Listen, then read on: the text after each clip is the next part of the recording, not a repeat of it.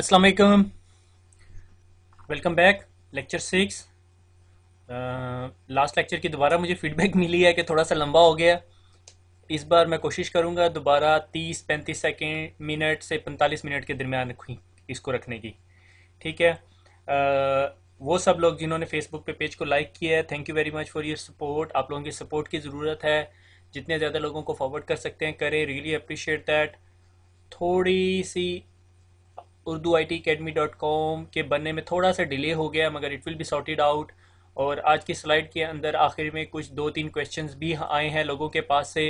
मैं उनकी भी कोशिश करूंगा कि उसे एड्रेस किया जाए। अगर आपको कोई भी क्वेश्चन है तो आप फेसबुक की वॉल पे डाल दें और उसके बाद मैं उसे कोशिश करूंगा सॉर्ट आउट करने की।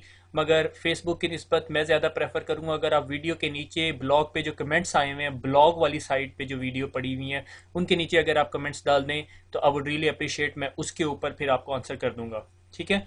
तो आखिर में 5 मिनट में क्वेश्चन आंसर्स पे भी डिस्कस करूंगा। ठीक है, शुरू करते हैं आगे। रीकैप करने की ज़रूरत नहीं है, ठीक है, आप लोगों को पता है। ठीक है, तो आज हम एक प्रोटोकॉल पढ़ेंगे which is known as ping. आप में से कुछ लोग ऑलरेडी जानते होंगे। पिंग प्रोटोकॉल क्या करता है। जब दो कंप्यूटर आपस में कनेक्टेड होते हैं तो उनकी कनेक्टिविटी को कंफर्म करने के लिए हम एक ट्रबल शूटिंग प्रोटोकॉल यूज़ होता है, वो कहलाता है पिंग। ठीक है, पिंग एक्चुअली एक प्रोटोकॉल को यूज़ करता है which is known as ICMP, internet control message protocol. ठीक है, ये क्या करता है, अपने पास से एक पैकेट फेंकता है, दूसरे कंप्यूटर के पास जाता है और वो वहाँ से वापस आता है रिप्लाई लेके। ये सारा प्रोसेस वो 4 दफ़ा रन करता है, जिसके बाद हमें पता चल जाता है कि मेरे कंप्यूटर से लेके दूसरे कंप्यूटर के दरमियान तक नेटवर्क में कितना डिले है और क्या क्या एक्टिविटी परफॉर्म हो रही है। आप लोगों को शायद इस चीज़ का पता हो, ये जो मैंने पिक्चर लगाई है ये कहलाती है बूमरिंग। ठीक है, आपने अक्सर फिल्मों में देखा होगा, ये जब आप फेंकते हैं तो घूम के वापस आती है। ठीक है, तो पिंग का पैकेट भी कुछ ऐसा ही काम करता है। ठीक है, कि इकोइंग करता है, इकोइंग करता है कि पैकेट यहाँ से जाता है, दूसरे कंप्यूटर से टकराता है और फिर वापस आता है। एक्चुअली दूसरे कंप्यूटर के पास जाता है फिर वापस आता है। तो अगर इसको चलाने का तरीका क्या है कि आप अपने कमांड प्रॉम्प्ट पे जाएं, पिंग लिखें, स्पेस दें और दूसरे कंप्यूटर का IP एड्रेस दें, तो ये 4 पैकेट्स फेंकता है, 4 इकोस फेंकता है। ठीक है ना। तो 4 इकोस जाती हैं, उसके बाद ये 32 बाइट्स का पैकेट बनाती हैं, जाती हैं और फिर वापस आके आपको बताती हैं कि आपसे लेके वहाँ तक का जो डिले है, यानी आपकी कम्युनिकेशन वहाँ जाती है और फिर वहाँ से वापस रिप्लाई लेकर आती है, उस डिले टाइम जौन सा है वो 1 मिली सेकेंड है। इस पूरे टाइम को राउंड ट्रिप टाइम भी कहते हैं। यानी अगर मैं ये यहाँ से A कंप्यूटर से लेके B कंप्यूटर के दरमियान कम्युनिकेशन कराऊंगा और मैं यहाँ से पिंग का पैकेट, पिंग की यूटिलिटी चलाऊंगा, आई वुड से यूटिलिटी चलाऊंगा और उसे कहूंगा जी जाके बी को पिंग करके आओ, तो वो 1 पैकेट, 2 पैकेट और 4 पैकेट फेंकेगा और वो बी तक जाके फिर वहां से वापस रिस्पॉन्स लेकर आएंगे। अगर बी ऑन नहीं है या किसी वजह से रास्ते में नेटवर्क चल नहीं रहा या डैमेज हो गया या कोई केबल कट गई है, तो वो रिस्पॉन्स नॉट फाउंड या IP एड्रेस नॉट फाउंड, अभी मुझे sorry on the top of my head याद नहीं आ रहा कि वो क्या कहता है। ठीक है, रिस्पॉन्स नॉट फाउंड मेरे ख्याल में आता है। ठीक है, और उसकी सबसे बड़ी रिस्पॉन्स नॉट फाउंड यहाँ 4 दफ़ा आएगा और उसके बाद यहाँ पे देखो, यहाँ पे 0% लॉस आ रहा है, यहाँ पे 100% लॉस आ जाएगा। ये देखो बता रहा है आपको कि 4 पैकेट भेजे हैं मैंने और चारों के चार मुझे रिसीव हो गए हैं। Approximate round trip time minimum 1 मिली सेकेंड, मैक्सिमम 1 मिली सेकेंड और एवरेज 1 मिली सेकेंड, कि मुझे 1 मिली सेकेंड में मैं यहाँ जाके वापस आ जाता हूँ। ठीक है, time is equal to 1 millisecond. अगर आपका से इंटरनेट है और यहाँ पे लाइक 20-25 रास्ते में कोई राउटर्स आ रहे हैं या स्विचेस आ रहे हैं, तो उन सब से हो के गुजरेगा, तो उसका जो सा है जो मिली सेकेंड्स हैं वो बढ़ जाएंगे क्योंकि उसे ज़्यादा टाइम लगेगा। से अगर आपने मोटरवे पे जाना है या एक कच्ची सड़क पे जाना है या एक पहाड़ी पर से गुजर के जाना है, तो तीनों रास्तों के डिफरेंट डिफरेंट लिमिटेशंस होंगी। लाइक मोटरवे पे तेज चले जाओगे मगर पैसे देने पड़ जाएंगे टोल प्लाजे पे। ठीक है, अगर पहाड़ी वाली साइड से जाओगे तो पैसे नहीं देने पड़ेंगे मगर फिर रिस्क आ जाता है, पैकेट ड्रॉप होने का रिस्क आता है और बहुत सारे रिस्क हो जाते हैं। ठीक है, तो दैट डिपेंड्स कि आपका पैकेट कहाँ से जा रहा है। ठीक है, तो पिंग से आपको पता चल जाता है कि आपके और दूसरे सिस्टम के दरमियान कम्युनिकेशन कितनी सॉलिड है। ठीक है, अगर आपको 1 मिली सेकेंड में रिस्पॉन्स आ रहा है बहुत अच्छा है। ठीक है, वॉइस के लिए अगर मैं अच्छी तरह समझ रहा हूँ तो मेरे ख्याल में 200-250 मिली सेकेंड से ज़्यादा हो तो वॉइस बिल्कुल काम नहीं कर सकती नेटवर्क पे। तो ये भी पता चलाने के लिए कि नेटवर्क स्लो है या फास्टर है, आप इससे भी पता करा सकते हो। फिर पिंग के आगे बहुत सारे पैरामीटर्स हैं। ठीक है, जिसे हम स्विचेस कहते हैं। Ping -A, -N, -T, -L और इसके अलावा भी बहुत सारे स्विचेस हैं। तो -A क्या करता है कि अगर आप किसी एक ऐसे चीज़ को पिंग कर रहे हैं जिसका आपकी डीएनएस को नेम पता है, तो आपको डीएनएस नेम रिजॉल्व करवा के भी ला देगी। मैं आपको सजेस्ट करता हूँ कि आप बुक पे देख लें या कमांड प्रॉम्प्ट पे पिंग भी लिख के देख लें। -t की कमांड क्या करती है कि कॉन्टीन्यूस पिंग चलाती रहती है। n क्या करती है कि अगर आप कहते हो नहीं मुझे 4 पैकेट नहीं भेजने, मुझे 100 पैकेट भेजने हैं, तो वो -n की जो कमांड है वो आपको 100 पैकेट भिजवा देती है।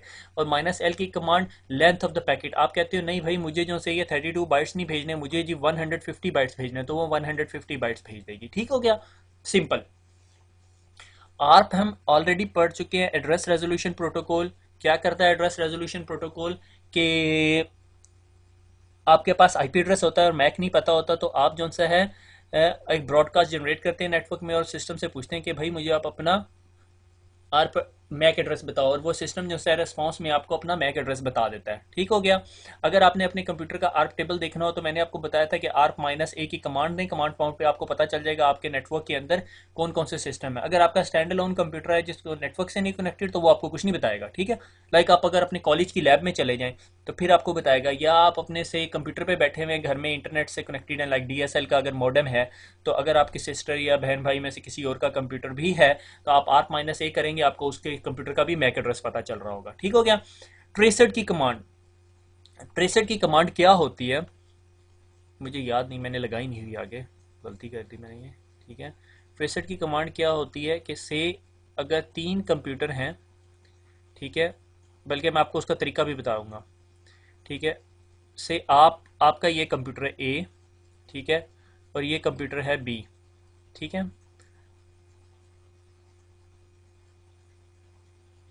आपने B तक जाना है और आपको पता नहीं है कि आपने कौन से रास्ते से जाना है।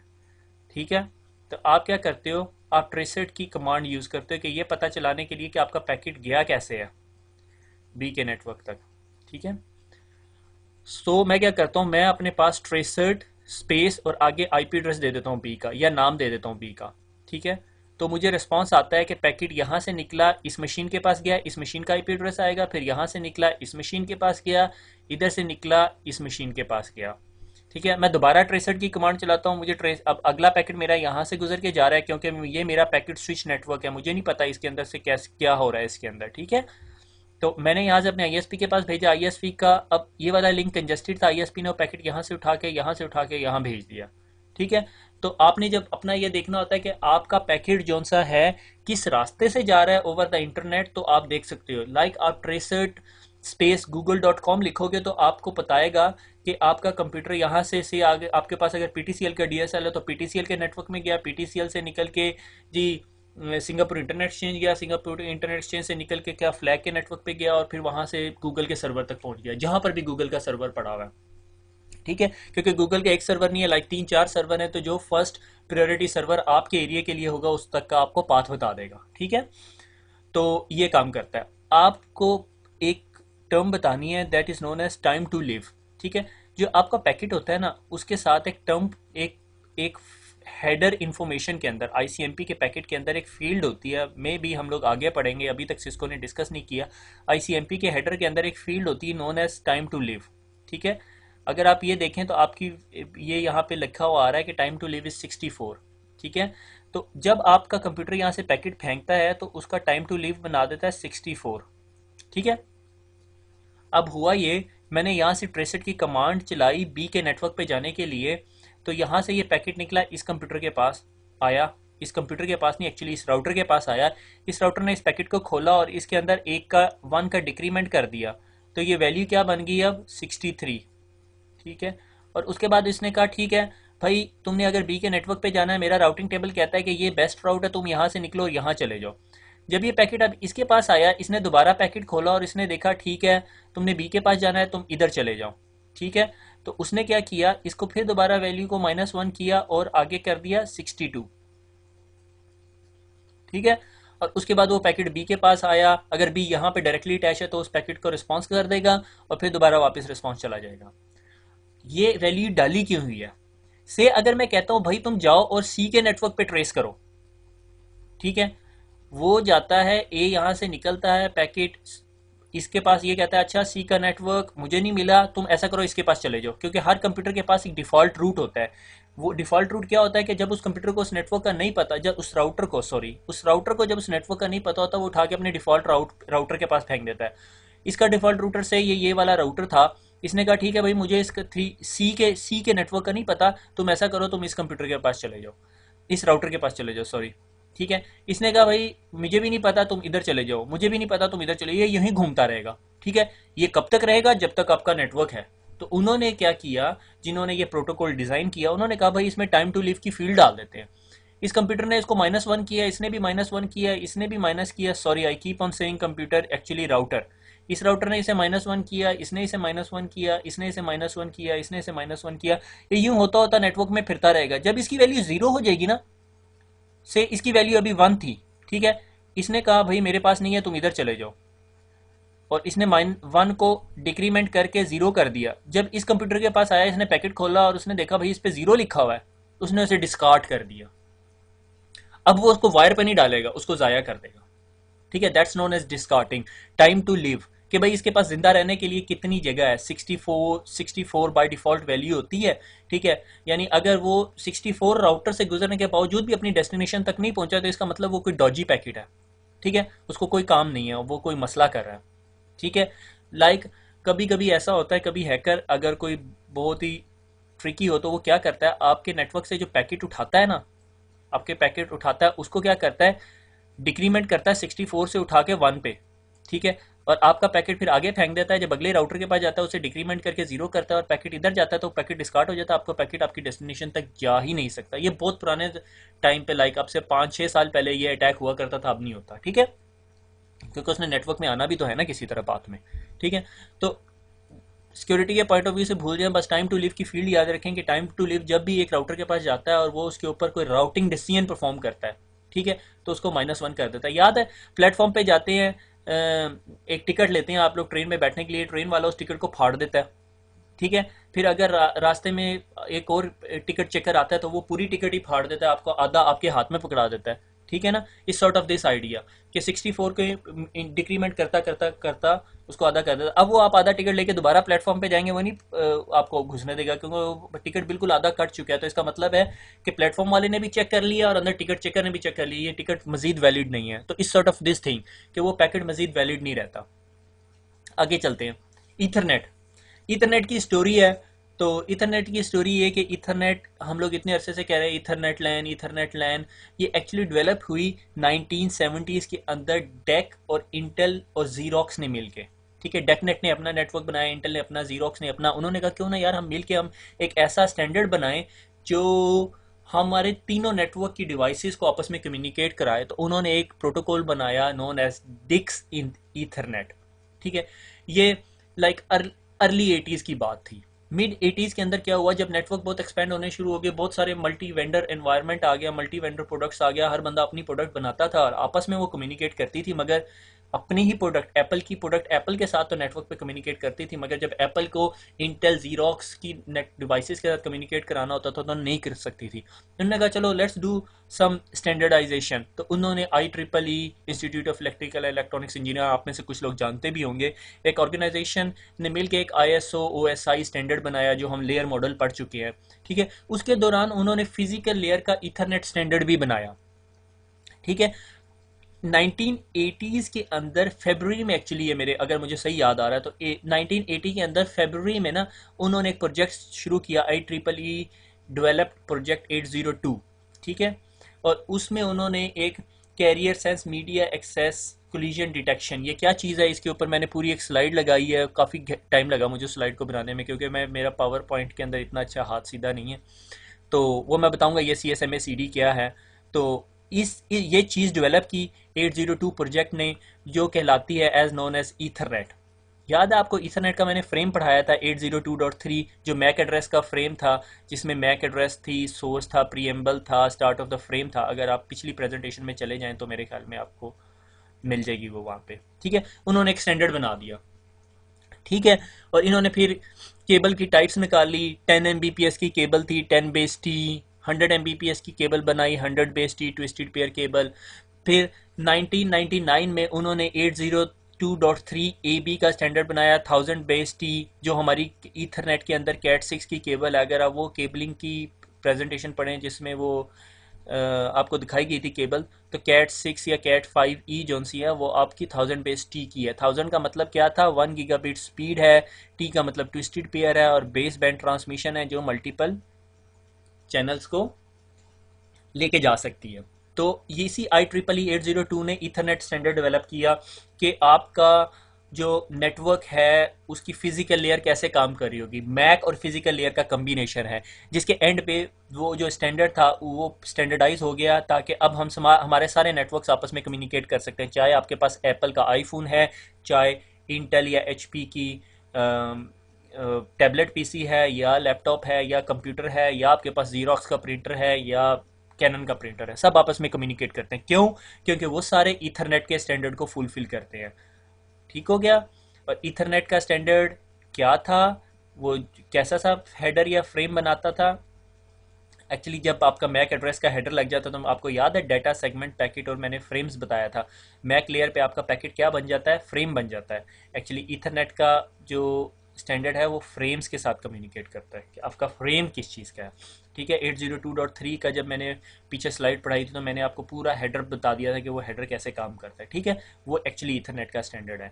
फिर ईथरनेट के स्टैंडर्ड में मल्टीपल वेरिएशंस आ गई, जिस तरह नेटवर्क एक्सपेंड होता रहा। लाइक शुरू में एक थिकनेट का स्टैंडर्ड होता था, याद है आपको? टीवी की जो आपके सबके घरों में केबल्स तो होगी, ठीक है, केबल वो टीवी वाली जो केबल होती है, ठीक है, उसकी आपने अगर केबल उतार के देखें तो वो मोटी सी केबल होती है, ठीक है, वो कहलाती थी 10 बेस 5 10 बेस 2 थिकनेट केबल थी। उसकी जगह यहाँ टी नहीं होता था क्योंकि उसके अंदर ट्विस्टेड पेयर केबल नहीं होती थी। पहले नेटवर्क उस चीज़ पे चला करता होता था, बस टोपोलॉजीज होती थी। ठीक है, फिर उन्होंने फर्दर वेरिफिकेशन एडवांसमेंट होती रही। लाइक अभी मैं आपको एक नया लेटेस्ट स्टैंडर्ड दिखाता हूँ। ठीक है, 802.3 उन्होंने एक स्टैंडर्ड बनाया जिसके मुताबिक आपका नेटवर्क जो सा है वो 1000 यानी 1 गीगाबिट पे कनेक्ट हो सकता है। फिर 2006 के अंदर एक स्टैंडर्ड बनाया, काफ़ी अरसे के बाद स्टैंडर्डाइज हुआ। अभी तो शायद पाकिस्तान में बहुत कम डिप्लॉयमेंट है 10 गीगाबिट की, क्योंकि मेनली इसमें डाटा सेंटर में रिक्वायरमेंट होती है। मुझे अभी पिछले दिनों इत्तेफाक हुआ इस पे काम करने का। तो 2006 में स्टैंडर्ड बना। 2006 में अगर स्टैंडर्ड बना तो इसका ये मतलब नहीं 2006 में ही प्रोडक्ट आ गई। प्रोडक्ट अभी आई है, 3-4 साल के बाद आती, क्योंकि स्टैंडर्ड बनता है, लोग कंपनीज प्रोडक्ट बनाती। लाइक सिस्को ने प्रोडक्ट्स बनाई। सिस्को का 10 बेस टी का एक SFP मॉड्यूल आता है जो आप अपने स्विच या राउटर के इंटरफेसिस पे लगाते हैं, और उसके बाद फिर आप उसको कॉपर से कनेक्ट करते हैं तो आपको वो स्पीड मिल जाती है। जबकि ये जो स्टैंडर्ड है ये फाइबर का नहीं है, ये कॉपर का है, क्योंकि इसके ऊपर ट्विस्टेड पेयर लिखा हुआ है। ठीक है, मैं बताता हूँ वो कौन सा है। ठीक है, तो 2006 के अंदर 10 गिग की बैंडविड्थ के साथ आ गया, यानी अब आप अपने राउटर या अपने स्विच के साथ 10 गिग की स्पीड से कनेक्ट हो सकते हैं। दो आपको जरूरत नहीं है। आपको अभी कोई लैपटॉप ऐसा नहीं नजर आएगा मार्केट के अंदर, मैंने नहीं अभी तक देखा, जिसका इथरनेट आपको 10 गिग सपोर्ट देता हो, क्योंकि आपको 10 गिग की रिक्वायरमेंट ही नहीं है। ठीक है, लैपटॉप का इथरनेट इंटरफेस आपको 1 गिग का मिल जाएगा मगर 10 गिग का नहीं मिलेगा। ठीक है, क्योंकि ज़रूरत नहीं है। 10 गिग अभी अभी तक लोग यूरोप के अंदर भी अपलिंक्स के तौर पे ही यूज़ कर रहे हैं। ठीक है, अंटिल अनलेस आपको बहुत हाई फाई इन्वायरमेंट में हुए हैं जहाँ पे बहुत हाई लेवल डाटा ट्रांसफ़र होना होता है। ठीक है, उसके बाद 2011 के अंदर उन्होंने रिसेंटली अभी एक स्टैंडर्ड बनाया 802.3 BG। ठीक है, वो 40 गिग स्पीड देता है, मगर ये कॉपर पे नहीं देता, ये फाइबर पे देता है। बल्कि अभी मुझे अच्छी तरह याद है, एक वेंडर है जिसका नाम है इंटेरिसिस। ठीक है, उसने अभी एक ब्लेड बनाया है जो अपने एक मॉड्यूल के ऊपर जो सा है 2440 गिग के इंटरफेसिस को सपोर्ट करती है। नासा वासा के अंदर इस तरह की प्रोडक्ट्स यूज़ होती हैं क्योंकि high amount of data transfer करना होता है। ठीक है, तो ये ईथरनेट के स्टैंडर्ड्स हैं। ठीक है, कि आपकी प्रोडक्ट्स ईथरनेट के स्टैंडर्ड्स को मीट कर रही हैं। और ये ईथरनेट का स्टैंडर्ड कहाँ यूज़ हो रहा होता है? डाटा लिंक लेयर पे यूज़ हो रहा होता है। ये याद रखना है, क्योंकि मैंने आपको डाटा लिंक के ऊपर मैक का जो फ्रेम पढ़ाया था 802.3 का, वो एक्चुअली ईथरनेट का फ्रेम था। ठीक है, साइड नोट के तौर पे वायरलेस का एक स्टैंडर्ड है जो 802.11 कहलाता है। ये भी स्टैंडर्ड है मगर ये ईथरनेट नहीं कहलाएगा। ईथरनेट का स्टैंडर्ड नहीं है क्योंकि ये वायरलेस है। ईथरनेट जो केबल के ऊपर चल रहा है, ठीक है, फाइबर होगी या केबल होगी। ठीक है, ये वायरलेस का स्टैंडर्ड है। 802.16 वाईमैक्स, आप में से सब लोग जानते होंगे वाईमैक्स को। अब मुझे नहीं पता अभी तक डिप्लॉय हो गई है, यानी तीन ने मेरे ख्याल में काफ़ी शोर मचाया था वाईमैक्स का, तो वो वाईमैक्स का स्टैंडर्ड है। वाईमैक्स और वायरलेस टू डिफरेंट चीज़ें हैं। ठीक है, उसका जो डाटा लिंक लेयर का पैकेट होगा वो टोटली डिफरेंट होगा, उसका हेडर डिफरेंट होगा। ठीक है, जब मैं IEEE के 802.11.16.3 के स्टैंडर्ड्स की बात कर रहा हूँ, it's down to the ethernet MAC frames भी डिफरेंट हो जाते हैं, जो हमने वो फ्रेम पढ़ा था ठीक है, हमने जो पढ़ा था वो ईथरनेट का था, सिस्को में ईथरनेट की बात है, वायरलेस की नहीं है, वो सीसीएनए वायरलेस की बात आगे आएगी, ठीक है। उसका फिर फ्रेम डिफरेंट हो जाता है, वो हेडर ज़्यादा लगाता है फिर उसके ऊपर, वो कैसे लगाता है इस out of a scope of this course, ठीक है। ये देखो डाटा लिंक लेयर के अंदर अब मैंने आपको एक और चीज़ पढ़ानी है। आप कहेंगे सर अभी तो डाटा ओएसआई लेयर मॉडल सीधी तरह समझ नहीं आई, आप आगे से अंदर की स्टोरी सुना रहे हैं। बेटे अगर नहीं समझ आई तो वापस जाके पढ़ लो, बहुत बुरा होने वाला है, ठीक है। आपको याद है ऊपर से चलती आ रही है application layer, presentation, session, transport, network, और उसके बाद ये डाटा लिंक लेयर आ गई आपकी। ये कौन सी लेयर होती है? छठी लेयर। डाटा लिंक लेयर दो सब लेयर्स में डिवाइड होती है। आप कहोगे लो कर लो गल, ठीक है, एक्चुअली ये छठी ही लेयर होती है, ठीक है, मगर ये दो लेयर्स में सब डिवाइड होती है। सॉरी मैं आपसे गलत बता रहा हूँ, ये छठी नहीं, ये दूसरी लेयर होती है, ठीक है, क्योंकि यहाँ से चल रहा है 1 2 3 4 5 6 7। मैं भी परेशान हो गया, बच्चे क्या पढ़ेंगे, ठीक है।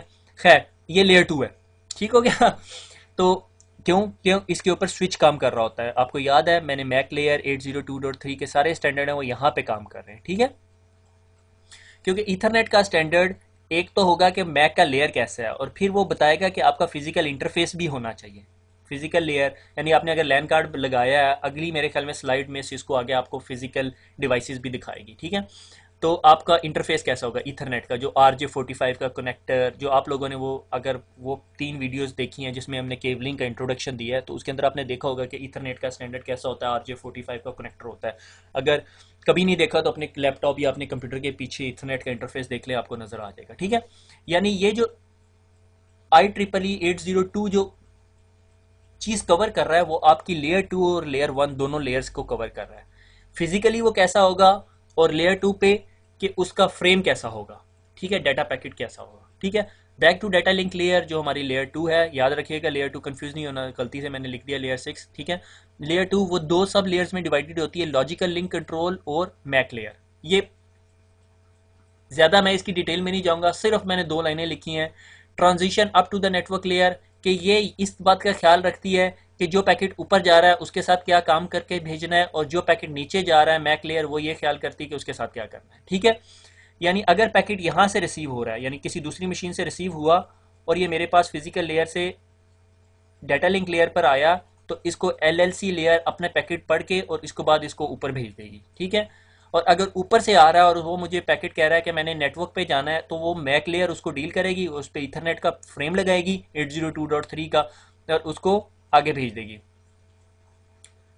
इस टॉपिक को हम मेनली टच नहीं कर रहे। 802 आप बस इतना समझ लें कि जो ऊपर से पैकेट आ रहा है तो उसके साथ जो हेडर लगे हुए हैं वो एप्लीकेशन, प्रेजेंटेशन, सेशन, ट्रांसपोर्ट और नेटवर्क लेयर के वो इधर कवर हो रहे हैं, ठीक है। क्योंकि LLC लेयर क्या कर रही होती है, ऊपर ऊपर की लेयर से डील कर रही होती है, मैक लेयर नीचे की लेयर से डील कर रहा होता है, ठीक है। तो ईथरनेट का स्टैंडर्ड एक्चुअली इन दो लेयर से मिलकर बनता है, ठीक है। अब ईथरनेट के अंदर एक IEEE 802.3 का स्टैंडर्ड है, 2.3U का स्टैंडर्ड है जो फास्ट ईथरनेट है, ये सिंपल ईथरनेट है, लाइक 10 Mbps की स्पीड देता था हमें, ये 100 Mbps की स्पीड देता है अगर आप इस स्टैंडर्ड को फॉलो कर रहे हैं। ये गीगाबिट की स्पीड दे रहा है, 802.3AB जो है गीगाबिट ओवर कॉपर की स्पीड दे रहा है, टोकन रिंग और FDDI जो फाइबर है, ठीक है।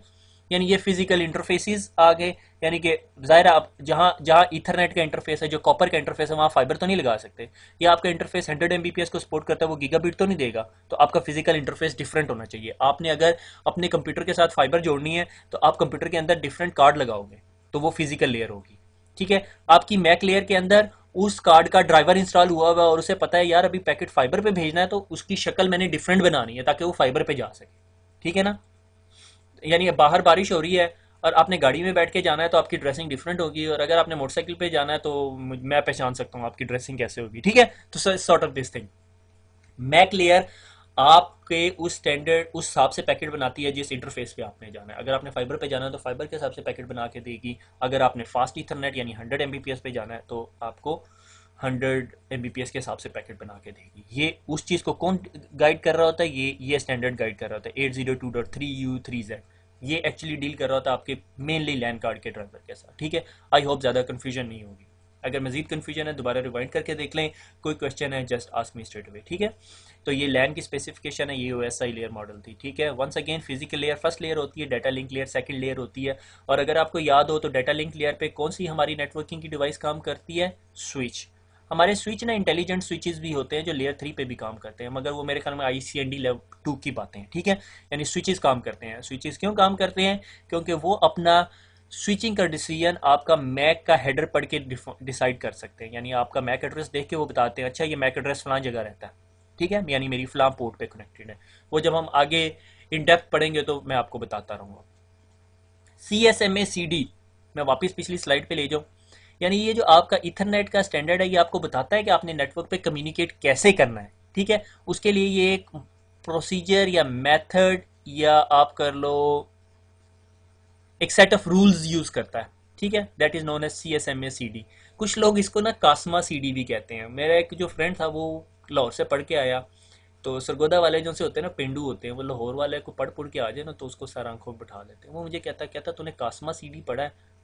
अब मैं सरगोदा का, ऊपर से मैं चक में रहता हूँ, तो मेरी तो समझ से ही बाहर हो गया। मैं कहा यार पता नहीं क्या नई टेक्नोलॉजी पढ़ के आ गया। मैं घर आया, उस टाइम 56 kbps का वो होता था, मॉडेम वाली टेक्नोलॉजी होती थी, बहुत स्पीड लगती थी 56 kbps भी। तो खैर मैंने पूरी रात गुजारी तो वो कास्मा CD नहीं मुझे समझ आया। अगले दिन मैं कागज़ पेन से लेके पहुंच गया, मैंने कहा यार पढ़ा दें। तो खैर वो लड़का अच्छा था, खैर उसने जब पढ़ाया मैंने कहा छोड़ यार ये तो पढ़ा हुआ है, इसको CSMA CD कहते हैं। तो आपको बहुत सारे लोग मिलेंगे जो टर्म्स की ऐसी तैसी कर देते हैं, ठीक है। बहरहाल ये CSMA CD है, ठीक है। तो सिनेरियो ये है कि चार कंप्यूटर्स हैं और उन्होंने नेटवर्क पे डाटा भेजना, ठीक है। तो वो क्या करते हैं, डाटा फेंकने से पहले वो अपने नेटवर्क के ऊपर देखते हैं कि यार नेटवर्क बिजी तो नहीं है, ठीक है। वो देखते हैं जी नेटवर्क बिजी नहीं है, और वो अपने नेटवर्क पे जब देखते हैं कि बिजी नहीं है तो वो क्या करते हैं, I need to send something, ठीक है। 10 बजे उसने देखा कि भाई मैंने डाटा भेजना है। दूसरा कंप्यूटर जो B था उसने भी देखा यार मैंने भी 10 बजे, उसने मीडिया सेंस किया, यानी जो उसके साथ केबल शेबल लगी हुई थी कि भाई कोई कोई डाटा तो नहीं आ रहा उस पर, उसने कहा नहीं आ रहा, ठीक है। और उसने जी उसके ऊपर पैकेट फेंक दिया, ठीक है। और दूसरे कंप्यूटर ने भी उसी टाइम सेंस किया था और उसने भी पैकेट फेंक दिया। तो क्या होगा, कोलिजन हो जाएगी, ठीक हो गया, ठीक है। तो जब कोलिजन हो जाएगी तो क्या होगा कि सारे कंप्यूटर्स को पता चल जाएगा नेटवर्क पे कोलिजन होगी, और वो सब एक दूसरे को पूरे नेटवर्क के ऊपर जैमिंग सिग्नल भेज देंगे, ठीक है। और एक रैंडम टाइमर अपने अंदर रन करना शुरू कर देंगे। से इसने टाइमर रन करना शुरू कर दिया 1 सेकंड का, इसने 2 सेकंड्स का, इसने 5 सेकंड्स का, इसने 11 सेकंड्स का। ये बहुत बड़ा टाइमर है, कंप्यूटर मिली सेकंड्स में बात करता है। और उसके बाद क्या होता है, वेरी गुड, बहुत अच्छा किया मैंने। उसके बाद क्या होता है कि वो कोई कंप्यूटर उस नेटवर्क पे कम्युनिकेट नहीं करता, ठीक है, एक स्पेसिफिक टाइम के लिए, क्योंकि कोलिजन हो गया है। जब वो कोलिजन खत्म हो जाती है फिर कंप्यूटर आपस में दोबारा सेंड करना शुरू कर देते हैं। वो तमाम कंप्यूटर जो डेटा सेंड करें, ठीक है, और पॉसिबिलिटी हो कि उनका डाटा कोलाइड हो जाएगा, वो तमाम कंप्यूटर एक कोलिजन डोमेन कहलाते हैं। बहुत इंपॉर्टेंट है ये बात समझना। ईथरनेट जो सी ये है जो हमने अभी पीछे पढ़ी है, let me take it back, ठीक है। IEEE ने एक स्टैंडर्ड डेवलप किया 802 जो उसका प्रोडक्ट था, नोन एज ईथरनेट। और ईथरनेट बेस करता है CSMA CD के ऊपर, carrier sense media access collision detection technology, ठीक है। वो स्टैंडर्ड ये स्टेट करता है कि जब भी कोई भी कंप्यूटर ईथरनेट पे डेटा सेंड करने लगते हैं तो वो अपने मीडिया को देखते हैं कि मीडिया के ऊपर, मीडिया जब मैं कह रहा हूँ तो अपनी केबल को देखते हैं कि उसके ऊपर कोई डाटा तो नहीं आ रहा या जा रहा। तो अगर नहीं जा रहा होता तो वो डाटा फेंक देते हैं। मगर अगर कोई डाटा नहीं जा रहा होता, मगर ये पॉसिबिलिटी होती है कि एक नेटवर्क के अंदर 20 कंप्यूटर लगे हुए हैं, तो 20 के 20 computer at the same time सोचेंगे मैं डाटा सेंड करूं, और at the same time media देखेंगे 10 बजे, जिस तरह मैंने एग्जांपल दी हुई है, तो उन्हें वहां पे कोई डाटा नहीं मिलेगा क्योंकि किसी ने नहीं फेंका। मगर जब वो डाटा फेंक देंगे तो वो कोलाइड हो जाएगा, ठीक है। जिस तरह ही कोलाइड होगा तो सारे के सारे कंप्यूटर जो से हैं वो कोलिजन जैमिंग सिग्नल भेज देंगे, ठीक है। जैसे ही वो जैमिंग सिग्नल भेजेंगे तो क्या होगा, क्या हो गया भाई, जैमिंग सिग्नल भेज दिया, सब रुक जाएंगे, कोई डाटा नहीं भेजेगा, ठीक है। और फिर अपने अंदर एक रैंडम टाइमर जनरेट करेंगे, और वो टाइमर टिक टिक टिक टिक करके जिसका भी स्पेसिफिक टाइम, लाइक इसने इसने अगर 1 सेकंड का टाइमर दिया, इसने 5 सेकंड का, इसने 4 सेकंड का, इसने 2 सेकंड का, रैंडम वैल्यू होती है, मुझे नहीं पता वो क्या वैल्यू होती है, ठीक है। और वो फिर दोबारा सेंड करेंगे। अगली बात ये इंपॉर्टेंट है, CSMA CD समझ आ गया कि CSMA CD काम कैसे करता है। अब वो तमाम कंप्यूटर जो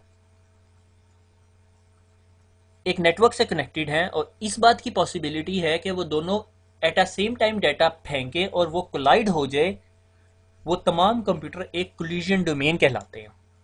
ठीक हो गया। अगर मेरे पास यहाँ पे हब लगी हुई है, से मैं कहता हूँ ये मेरी सारी की सारी इतनी बड़ी हब है, ये मैंने आपको हब खोल के दिखा दी है अंदर से। ठीक है, हब की ये खासियत है, हब ख़त्म क्यों होगी है वो मैं बताने लगा हूँ। ठीक है, हब के अंदर ना एक बड़ी सी कॉपर केबल लगी होती है। ठीक है, और उसके बाद उसके साथ एक एक इंटरफेसेस लगे होते हैं और आप अपने कंप्यूटर जो से है ना वो हब के साथ लगा देते हैं। ठीक है, आपके कंप्यूटर कनेक्ट हो गया। ठीक है, अगर इस कंप्यूटर से डाटा इस कंप्यूटर तक जाना है ना तो वो यहाँ से यूं होके इस तरह जाएगा। अगर इस कंप्यूटर ने भी उसी टाइम डाटा भेज दिया तो वो कोलाइड हो जाएगा। ये जो मैंने आपको कोलिजन दिखाई है।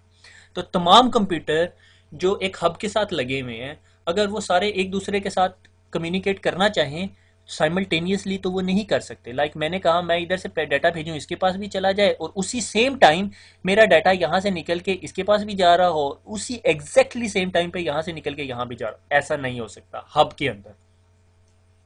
वो तमाम कंप्यूटर जो हब से जुड़े होते हैं, मैं ये कह सकता हूँ वो सारे के सारे एक कोलिजन डोमेन का पार्ट होते हैं। करंट एनवायरनमेंट में ऐसा क्यों नहीं होता आजकल के दौर में? क्योंकि स्विचेस आ गए। स्विच के अंदर एक केबल नहीं होती, स्विच के अंदर हर पोर्ट की एक अपनी केबल होती है और बीच में एक सर्किट बोर्ड होता है। और अगर इस कंप्यूटर ने इस कंप्यूटर के साथ कम्युनिकेट करना है तो इसके और इसके दरमियान एक डेडिकेटेड पाथ होगा, और अगर इस कंप्यूटर ने इस कंप्यूटर के साथ कम्युनिकेट करना है तो इसके और इसके दरमियान एक डेडिकेटेड पाथ होगा। इस कंप्यूटर ने इसके साथ कम्युनिकेट करना है तो इसका एक डेडिकेटेड पाथ होगा। इधर एक मैं बात बताने लगा हूँ। आप बाजार गए, बाजार से आपने हब बाय की और हब कहती है जी मैं 100 Mbps की, ठीक है 100 MB स्पीड है मेरी। उस हब के ऊपर आप दो कंप्यूटर लगा देंगे ना तो दोनों कंप्यूटर को 100 MB नहीं मिलेगा, वो 102 से डिवाइड हो जाएगा। क्यों? क्योंकि उसकी जो बैकबोन है ये बैकबोन कहलाती है। ठीक है, आगे जब हम फर्दर स्टडी करेंगे बड़े स्विचेस पे चले जाए तो ये बैक प्लेन हो जाता है। ठीक है, बैकबोन या बैक प्लेन है वो 100 MB की है और वो दोनों बंदे शेयर कर रहे हैं। जब आपके हब के ऊपर 4 कंप्यूटर हो जाएंगे तो हर कंप्यूटर को कितनी कितनी स्पीड मिलेगी? 25-25 Mbps हो जाएगी। ठीक है, आप ये एक्सपेक्ट नहीं करेंगे कि हर बंदे को 100 Mbps मिलेगी। हाउ एवर जब आप स्विच में चले जाते हैं तो हर कंप्यूटर का दूसरे कंप्यूटर के साथ डेडिकेटेड लिंक होता है जो 100 Mbps का होता है। स्विच पे इस बात से कोई फर्क नहीं पड़ता कि कितने number of computers at a time मेरे साथ कनेक्टेड है, कितने नंबर ऑफ कंप्यूटर साइमल्टेनियसली मेरे साथ कम्युनिकेट कर रहे हैं, क्योंकि हर कंप्यूटर का दूसरे कंप्यूटर के साथ एक डेडिकेटेड पाथ होता है। कोई इस तरह की सेंट्रलाइज बैकप्लेन टाइप की चीज नहीं होती। ठीक है, हर एक का दूसरे कंप्यूटर के साथ एक डेडिकेटेड पाथ होता है। ठीक है, जो कि कोलिजन डोमेन नहीं बनने देता। अब अगर ये कंप्यूटर इसके साथ डाटा ट्रांसफर कर रहा है तो कोलिजन नहीं होगी। ठीक है, क्योंकि अगर ये कंप्यूटर इसके साथ कम्युनिकेट कर रहा है तो उसका डिफरेंट पाथ होगा इस कंप्यूटर के साथ। ठीक है, ये पॉसिबिलिटी नहीं है कि स्विच के अंदर इसने डाटा भेजा और वो डाटा इस डाटा के साथ कोलाइड हो गया, नहीं हो सकता पॉसिबल। जबकि हब में हो सकता है क्योंकि हब में एक बड़ी केबल लगी होती है और अगर मेरी हब के ऊपर से 10 कंप्यूटर कनेक्टेड है और मेरी हब 100 Mbps की है तो हर कंप्यूटर को 10-10 Mbps मिल रहा होगा। ठीक है, इससे हम इस नतीजे पर पहुंचते हैं कि हब सस्ती होती है और स्विच महंगा होता है। ठीक है, तो हब इसीलिए ख़त्म होगी। अब आपको कहीं पे नेटवर्क पे लगी हुई हब नहीं मिलेगी। अगर किसी को मिल गई तो बड़ी उसकी किस्मत है जी, वो चूम चाट ले उस हब को। ठीक है ना, क्योंकि हब हब अब नज़र नहीं आती, मैंने काफ़ी अर्सा हो गया नहीं देखी। ठीक है, क्योंकि अब सब स्विच इतना सस्ता मिल जाता है, डीलिंग का स्विच आप जाओ तो 500,000 रुपये का मिल जाता है। ठीक हो गया, तो ये CSMA-CD है कि वो कोलिजन डिटेक्शन करता है। ठीक है, आजकल के दौर में कोलिजन डिटेक्शन कहाँ यूज़ होती है? डोंट आस्क मी, CCNA नहीं बता रहा। ठीक है, ये मुझे भी नहीं पता। ठीक है, आगे चलते हैं। क्वेश्चन जी, जल्दी ख़त्म हो गया, जल्दी जान छूट गई आपकी, तो मैं भी तभी हैप्पी हैप्पी फील कर रहा हूँ। तो क्वेश्चंस की तरफ जाते हैं। दो क्वेश्चंस हैं। एक क्वेश्चन जो है वो आया है मुझे उमर के पास से, वो पूछता है 192.168.0.1 आपने बताया कि क्लास सी का एड्रेस है और आपने एक बताया ये प्राइवेट आईपी एड्रेस है और ये प्राइवेट आईपी एड्रेस यूज़ करके हम लोग इंटरनेट पे नहीं जा सकते। बिल्कुल बिल्कुल, मैंने यही कहा था। तो उमर कहता है जी मेरे जो कंप्यूटर है उसका जो आईपी एड्रेस है वो जब मैंने चेक किया तो वो 192.168.0.10 था। सो मैं कैसे इंटरनेट पे जा रहा हूँ? तो बिल्कुल आपने सही कहा, आप इंटरनेट पे नहीं जा रहे। आपके साथ पीटीसीएल एक छोटी सी गेम कर रही है जिसे हम कहते हैं नेटिंग। वो क्या करती है कि आपका आईपी एड्रेस उतार देती है और आपको अपना एक नया आईपी एड्रेस लगा के भेज देती है। ठीक है, वो जो आईपी एड्रेस पीटीसीएल आपको लगा के भेजती है वो प्राइवेट आईपी एड्रेस नहीं होता, वो पब्लिक आईपी एड्रेस होता है, वो पीटीसीएल ने बाय किया हुआ है। अगर आप याद करो जब मैंने लेक्चर पढ़ाया था उसमें मैंने आपको मोटरवे की एग्जांपल दी थी, मैं अपना CD70 लेके जाता हूँ और उसकी नंबर प्लेट चेंज करता हूँ, अगर आपको याद आ रहा हो, अगर नहीं याद आ रहा दोबारा वो प्रेजेंटेशन पढ़ लो, तो वो उस बात का आंसर था कि एक्चुअली नेटिंग हो रही है। आपने ये चेक करना होगा फिर आप कौन सा आईपी एड्रेस लेके उस इंटरनेट के ऊपर जा रहे हो। आप अपना सिर्फ एक्सप्लोरर खोलो और whatismyipdress.com लिखो, तो एक्चुअली वो आईपी एड्रेस आपको पीटीसीएल लगा रही है। जब आप यहाँ से पीटीसीएल के पास जाते हो तो पीटीसीएल तक तो आपका 192 चल रहा होता है।